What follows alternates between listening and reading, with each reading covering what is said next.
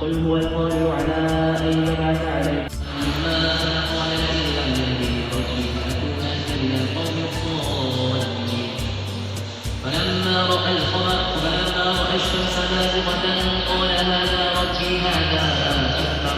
فلما أفلت قال يا قوم إني بريء مما تشركون. إني وجهت وجهي للذي فطر السماوات والأرض حنيفا وما أنا من المشركين. وحاجه قومه قال موسى وهارون وكذلك نجزي المحسنين. وزكريا ويحيى وعيسى وإلياس كل من الصالحين وإسماعيل واليسع ويونس ولوطا وكلا فضلنا على العالمين. ومن آبائهم وذرياتهم وإخوانهم واجتبيناهم وهديناهم إلى صراط مستقيم. ذلك هدى الله يهدي به من يشاء من عباده ولو أشركوا لحبط عنهم ما كانوا